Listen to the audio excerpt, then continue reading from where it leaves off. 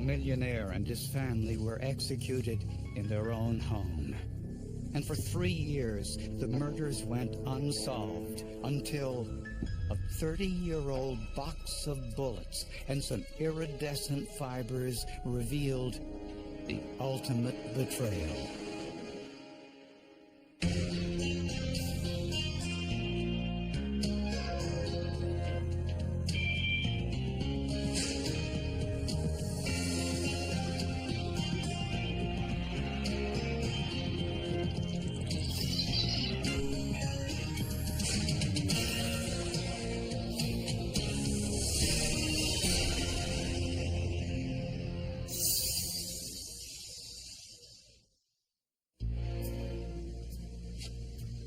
The beach house at Pajaro Dunes in Northern California. On weekends and holidays, it was the perfect getaway for the Ewell family. The family patriarch Dale was an extremely wealthy man who made his fortune selling airplanes. He was quite successful because he's very outgoing, very personable, convincing. And he'd go out on these ranches and sell farmers these airplanes, land in their field, sell them planes, and then teach them how to fly. Dale and his wife, Glee, had been happily married for 31 years. Their 24-year-old daughter, Tiffany, was a graduate student in accounting. Tiffany, very sweet girl by all accounts. She seemed to do well in school, and everybody loved her.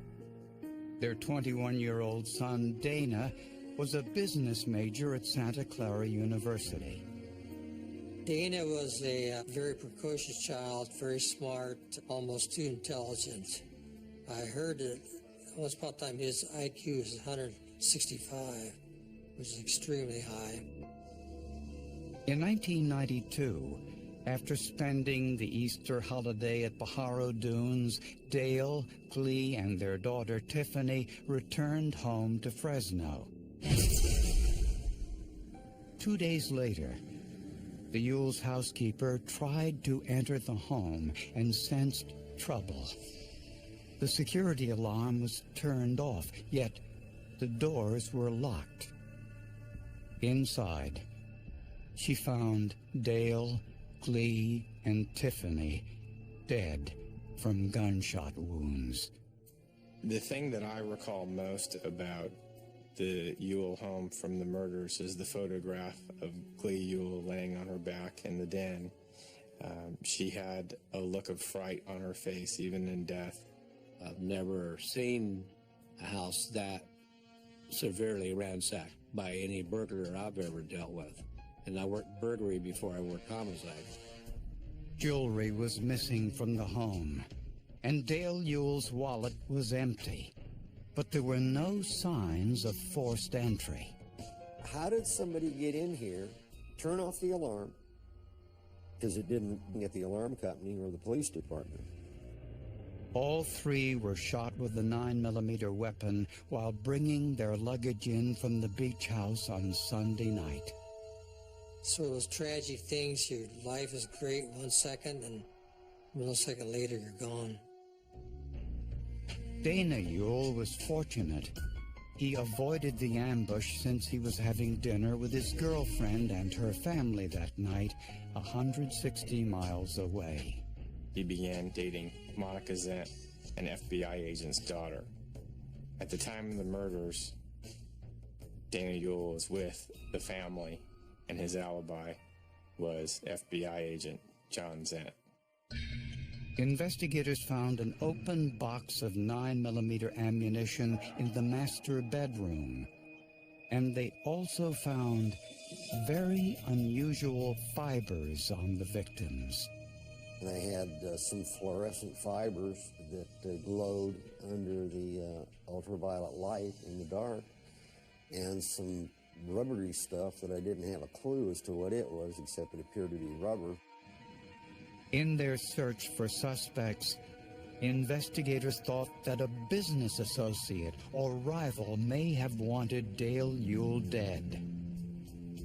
Before Dale acquired his business, the company was allegedly involved in some criminal activity. He took over the dealership from the former owner, who had gotten into a little bit of legal difficulty with marijuana smuggling. Or Glee Yule might have been the target. Glee Yule had worked for the CIA at one time. The CIA doesn't tell you a whole lot, but they did acknowledge the fact she did work for him. With talk of marijuana smuggling and CIA connections, investigators knew these murders would be difficult to solve. The cold-blooded murder of millionaire Dale Yule, his wife Glee, and daughter Tiffany was big news in Fresno, California. Fresno's had some big homicide cases over the years, but I would venture to say this is probably one of the biggest ones of the century. Investigators suspected that the Yules were killed on Sunday night when they returned from the beach house. Glee and Tiffany Yule drove back separately and were killed first.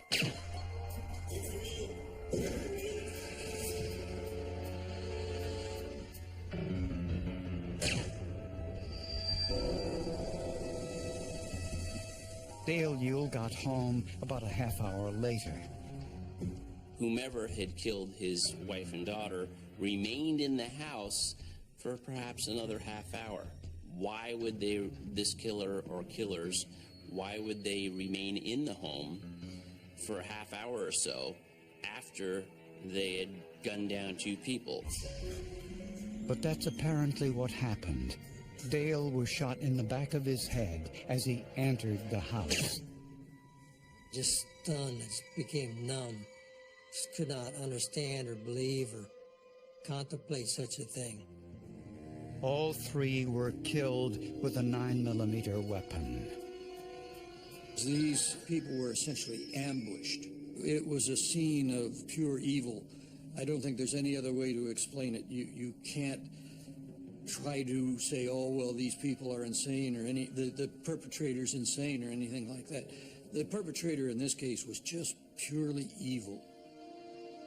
The Yule's son, Dana, had an airtight alibi, as did everyone who had keys to the house. Investigators found an open box of 9mm ammunition in the Yule's bedroom. Was this the ammunition used by the killer? The 9mm bullets retrieved from the bodies had been damaged on impact, but the back end of each bullet, known as the heel, was intact. The impressions on there had nothing to do with their bullets being fired. It was something that occurred during manufacture and was something that I hadn't seen before. So Alan Boudreau removed the casing from an unfired bullet and compared it to the heels of the bullets from the victims. The tool marks were the same. These bullets, the murder bullets, came from this box of ammunition. An identification number on the box indicated the bullets were made in 1971. And a price sticker on the box revealed it was purchased at a local hardware store. When police called the hardware store, the owner said he still had all his sales receipts, even the ones from 30 years ago. And they found the receipt for that ammunition made out to Dale Yule. Proof that Dale Yule and his family were killed with his own ammunition. It had to be somebody that knew enough about that family to know that there was a box of 9mm ammo in Dad's bedroom, which meant it was an inside job of some sort. And the bullets looked like they had been fired through more than just the barrel of a gun. These bullets went through something that marked them unlike any normal gun barrel. And it could be a flash suppressor, sound suppressor, silencer, something along that line. What robber would come to a crime scene with a silencer on the gun? Could it have been a hitman.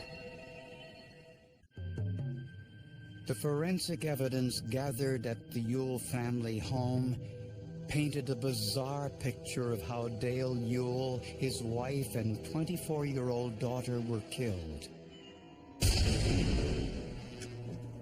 Someone with a house key turned off the security alarm and murdered them with a 9mm weapon using ammunition belonging to the victim, Dale Ewell.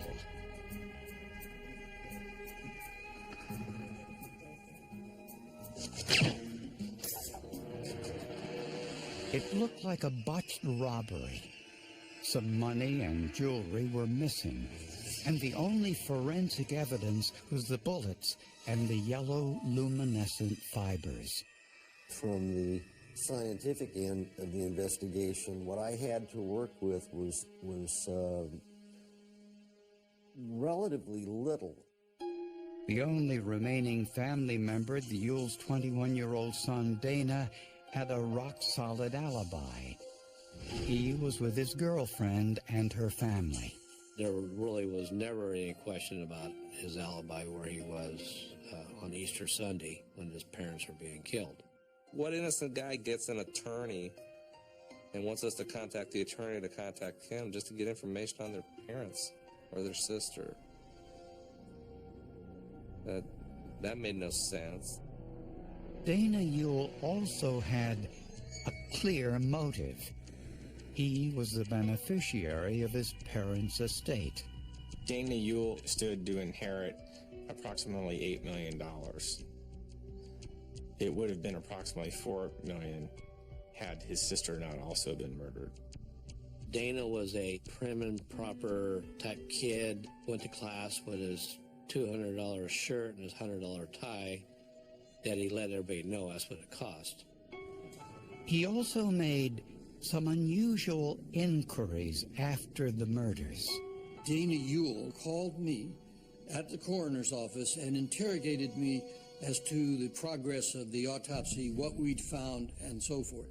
It is really unusual for some close family member to call and ask for the details of the case in the way he did. And investigators learned that Dana had some character flaws. Apparently, he had plagiarized a term paper in his business ethics class and failed the course. Investigators also learned that Dana was a loner. His only friend was his former college roommate, Joel Radovsich, so they decided to give him a call. First thing Joel said upon being phoned by Detective Souza was, "Are you going to arrest me?" It was an unusual thing to say. So unusual that police put him under surveillance and found that he didn't use the telephone in his apartment. Instead, he'd use a payphone nearby. They had two payphones mounted on the outside exterior wall of the 7-Eleven store. He would look down at his waist level and then dial a number. We deducted the fact that he was looking at a pager. An undercover officer positioned himself within earshot. I don't want no stock options. I want $250,000, and I want it now. Radovsich demanded $250,000 and also wanted advice on how to invest it. Joel was a world of his own. Like no one was around him. Only thing they were talking about was their investments and where they were going to invest the money. According to phone records, Joel was talking to Dana Ewell. A check of Joel's financial records indicated that he was spending freely, despite not having a job. He was taking helicopter flight lessons at the Long Beach airport, some of which cost $500 an hour. No job, no source of income, and he's spending this kind of money. They found that the checks for some $5,600 odd for Joel's lessons had been paid by Dana directly. this was a very curious event. This was something that led directly to a financial link between the two suspects. And Joel Radovsich purchased several very suspicious items prior to the murders. During a surveil of Joel Radovsich, the detectives found that Joel had ordered books from a publisher in Boulder, Colorado. And in turn, he had these books shipped to a man named Jack Ponce. One of those books described how to make a homemade silencer. A background check revealed Jack Ponce was a 23-year-old law student and Joel Radovsich's lifelong friend. Records indicated that Ponce owned a 9mm semi-automatic weapon. Jack Ponce said initially that the weapon had been purchased for the purpose of shooting possums in his attic. Investigators found the whole possum shooting scenario a bit hard to swallow. During police questioning, Ponce denied any involvement in the Ewell murders and said his 9mm gun had been stolen. We've probably heard that story a few times in our career.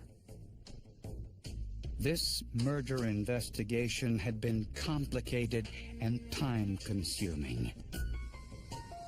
By this time, 3 years had passed, and Dana Ewell told everyone who would listen that detectives John Souza and Chris Curtis were too inept to solve the case. Dana Ewell, he would call us Mutt and Jeff and Bert and Ernie, and we weren't smart enough to find the murderer of his family. And, you know, Ernie Bert couldn't find a gun in a gun store. And the only reason we had the cops' jobs is because we couldn't get no other job. I'd be damned if some kid like that's going to make a fun of us. Investigators now had 3 suspects in the murder of Dale, Clee, and Tiffany Ewell. The Ewell's son, Dana, his college roommate, Joel Radovsich, and Joel's friend, Jack Ponce.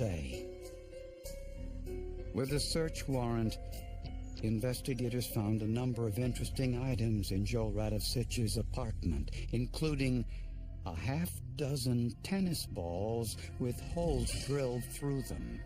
I found out that the dyes that they use in these yellow and orange and purple, pink tennis balls are FDA-approved dyes because children and dogs chew on tennis balls.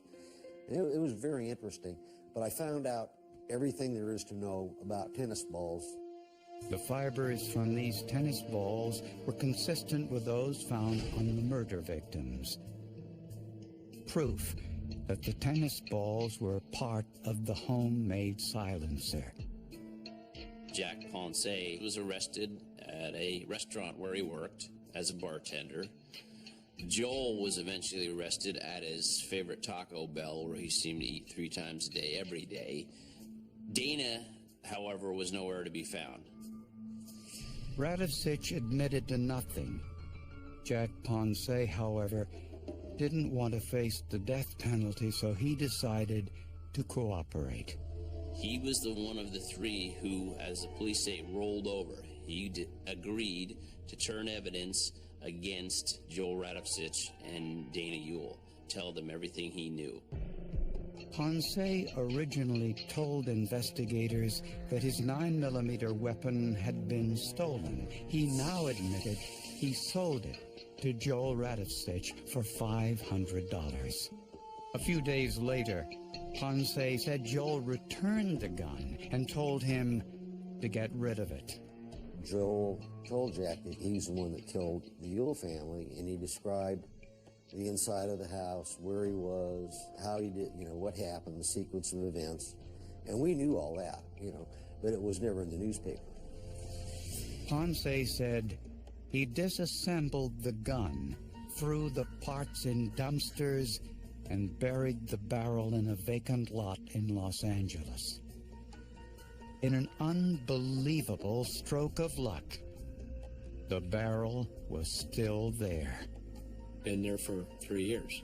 Surprisingly and luckily, we have an open lot in L.A. that stayed vacant and wasn't paved over or concreted over for 3 years. Holes had been drilled into the gun's barrel, consistent with the information in the books that Joel Radovsich ordered. Investigators dipped the barrel in a special solution to remove the mud and rust. Then attached it to a rifle and test-fired it using the same ammunition found at the crime scene. Amazingly, after 3 years in the ground, the test was conclusive. Lo and behold, these test-fired bullets look very much like the Ewell bullets in their general character and appearance. That was the part that contained the forensic evidence we needed to establish that weapon was used in the murder. For prosecutors, what happened was unthinkable, but perfectly logical. After all, the evidence showed it was an inside job all along. Dana Ewell wanted his parents' money, and he did not want to wait for them to die of natural causes, and he did not want to share it with his sister either. So he hired his roommate, Joel Radovsich, to kill them all. Radovsich decided to use an assault rifle with a homemade silencer, reinforced with tennis balls to further reduce the noise. Dana gave Joel the house keys, the alarm code, and told him where his father kept the box of 9mm ammunition. To establish his alibi, Dana had dinner that night with his girlfriend and her father, who happened to be an FBI agent. When Glee and Tiffany came home, Radovsich ambushed them. He shot Tiffany first. Then he followed Glee into another room and shot her.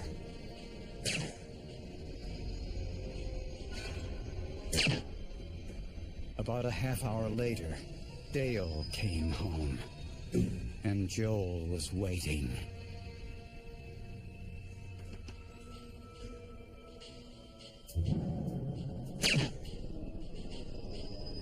Tennis ball fibers left at the scene were consistent with the fibers found in Radovsich's home. Prosecutors believe that Glee Ewell knew who was responsible. She had met Joel before. Of the three, she's the only one that got a look at Joel, and I believe knew that her son was killing her for the estate. Jack Ponce was given immunity in exchange for his testimony. Dana Ewell eventually turned himself in, and in 1995, he and Joel Radovsich were both convicted of first-degree murder and murder for financial gain. Both are serving life in prison without parole. I believe that the physical evidence in this case was a really big deal and probably carried the weight of the conviction. He was an arrogant young man. He was an extremely arrogant young man that thought he was smarter. Very smart young man, don't get me wrong, but he thought he was smarter than a bunch of streetwise cops. We weren't lax in our job. It just took a long time to put it together, to get enough evidence to go to court.